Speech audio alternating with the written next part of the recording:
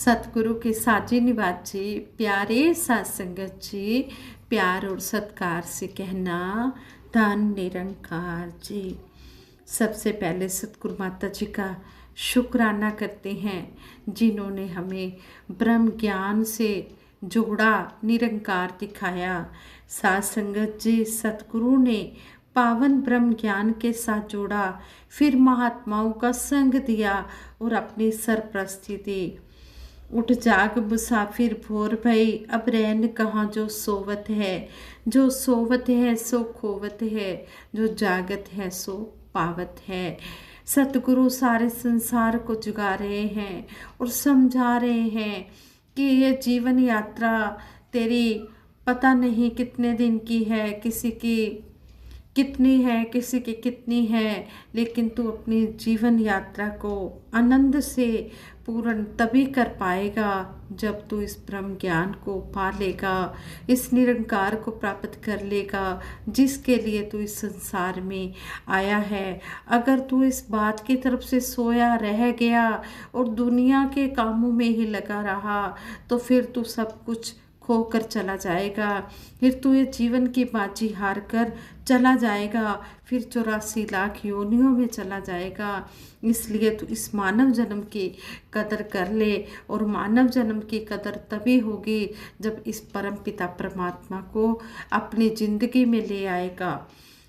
साथ संगत जी, हमें लगता है सतगुरु धरती पर हैं और हमने जीवन का लाभ इनसे प्राप्त नहीं किया, इसलिए ये हमें कह रहे हैं पूर्ण नूर जिंदगी के शहर खो रहे हैं लोग, सूरज चढ़ा हुआ है अगर सो रहे हैं लोग।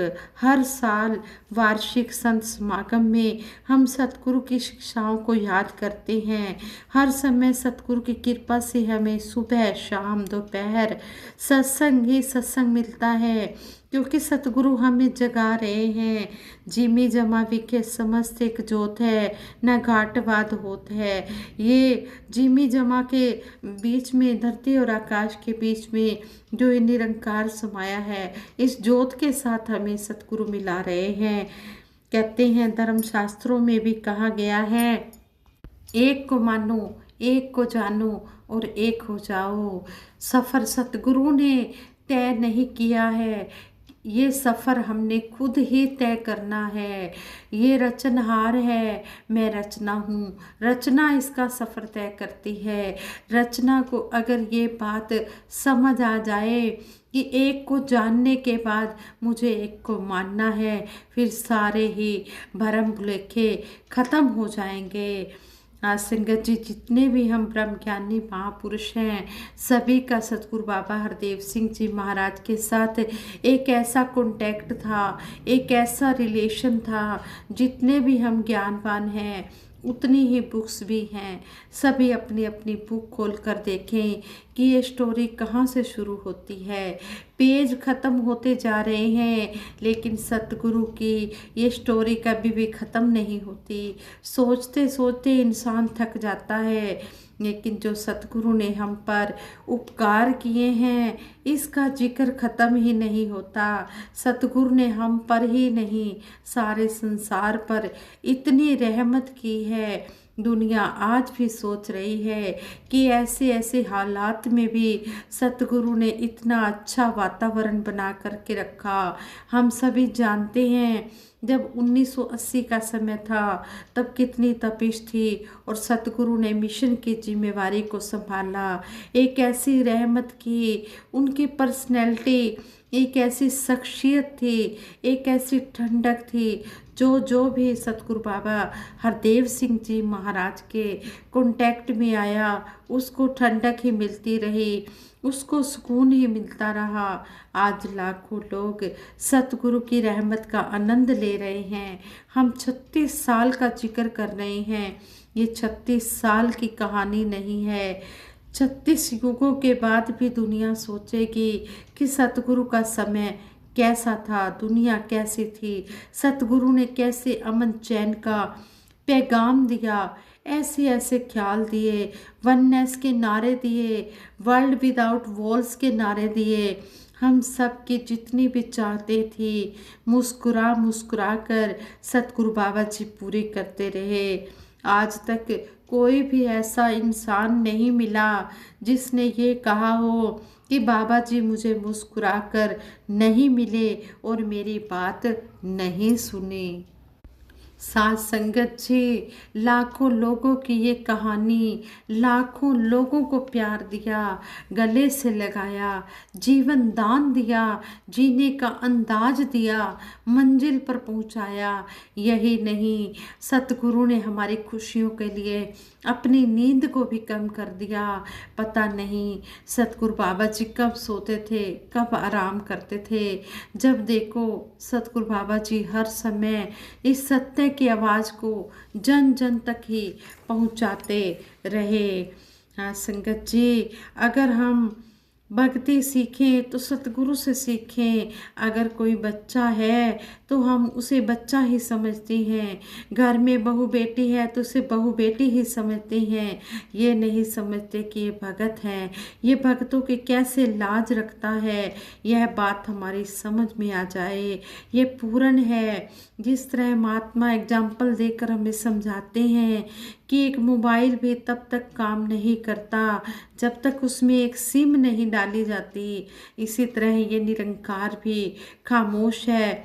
लेकिन जब सतगुरु का हमारे दिल में उठना बैठना हो जाता है तो ये सारे सिग्नल हमें देता है। सब बातें फिर हमें ये समझाता है। फिर वो हम बैटरी चार्ज कर लेते हैं कि कब हमें सत्संग में जाना है, अभी हमने सेवा करनी है, अभी सिमरन करना है। ये सारी जांच हमें सिखाता है।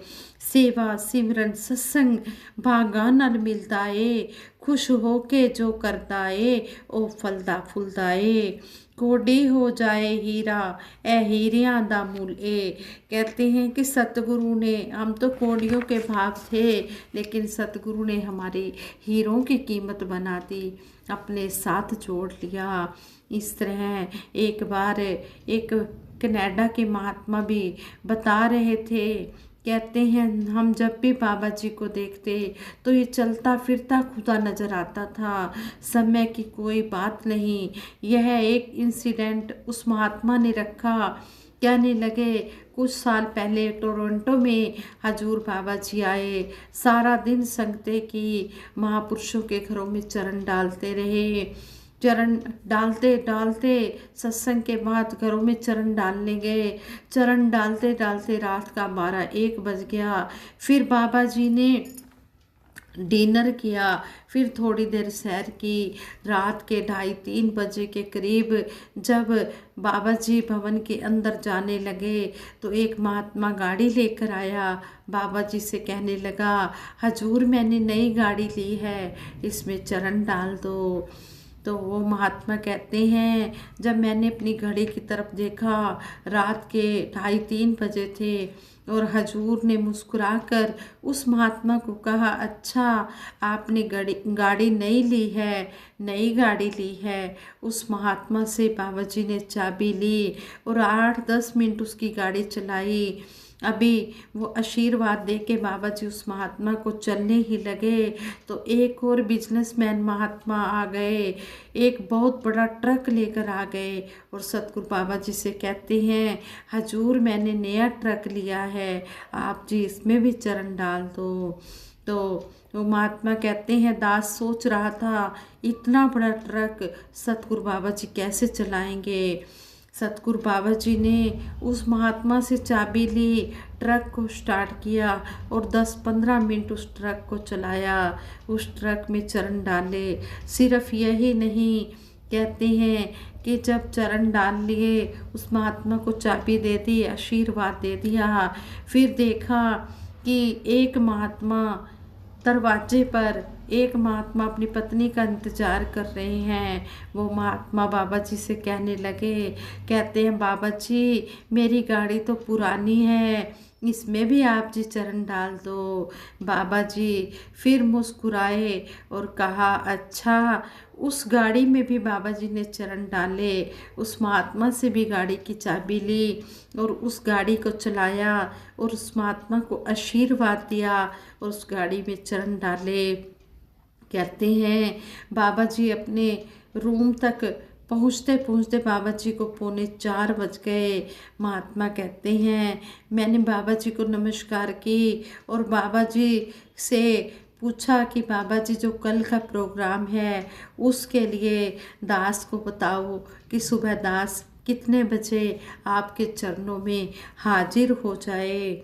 जो सतगुरु बाबा जी ने कहा 8 बजे चलेंगे, आप 7:30 7:45 बजे तक आ जाना। तो महात्मा ने कहा ठीक है। महात्मा कहते हैं मैं आशीर्वाद लेकर नमस्कार करके अपने घर चला गया। अगले दिन सुबह 7:30 बजे भवन में पहुंच गया। हजूर बाबा जी और पूज्य माता सविंदर जी नाश्ता कर रहे थे।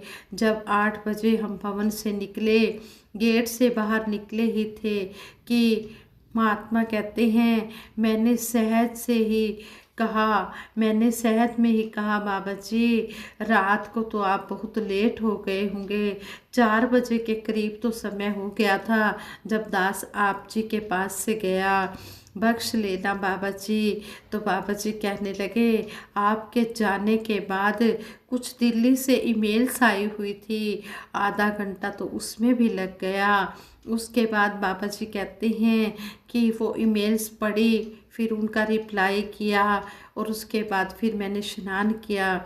इस तरह करते करते सुबह के 5 बज गए। फिर थोड़ी देर रेस्ट किया। महात्मा कहने लगे इससे आप ही अंदाज़ा लगा लो कि ये सतगुरु बाबा जी के उठने का समय था या सोने का समय था। दास को महसूस तो हुआ पर दास ने कोई बात नहीं की। सतगुरु बाबा जी और माता सविंदर, पूज्य माता सविंदर जी पीछे बैठ गए। महात्मा कहते हैं मैंने अपने मन में कहा अब सच्चे पातशाह आप जी आराम कर लेना।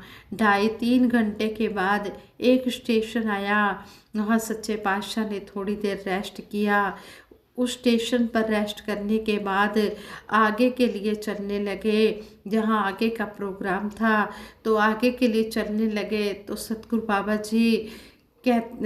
बाबा जी इस महात्मा को कहते हैं, जो कनाडा वाले महात्मा ये बात बता रहे थे, कहते हैं कि दास मुझे दास को बाबा जी कहते हैं कि आप जी गाड़ी की चाबी मुझे दे दो।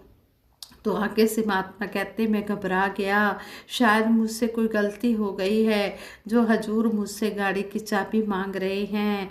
तो आगे से महात्मा कहते हैं बाबा जी मुझसे कोई गलती हो गई है जो आप गाड़ी की चाबी के लिए कह रहे हैं, बाबा जी मुझे बख्श लेना, मुझे सेवा करनी नहीं आती है।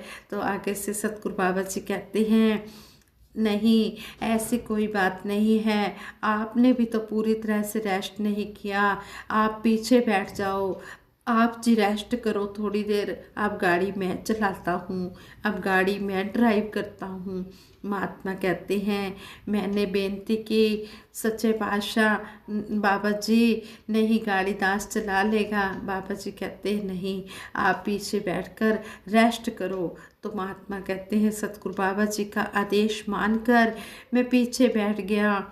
इस बात से दास ने यही सीखा, सारी दुनिया का मालिक होकर एक मामूली से ड्राइवर को भी सतगुरु बाबा जी कह रहे हैं आप पीछे बैठो, गाड़ी दास चलाता है। सतगुरु बाबा जी अपने आप को हमेशा दास ही कहते थे और वो महात्मा कहते हैं सतगुरु से बहुत कुछ सीखा, नम्रता की भी हदें होती हैं, ये तो चलता फिरता खुदा था।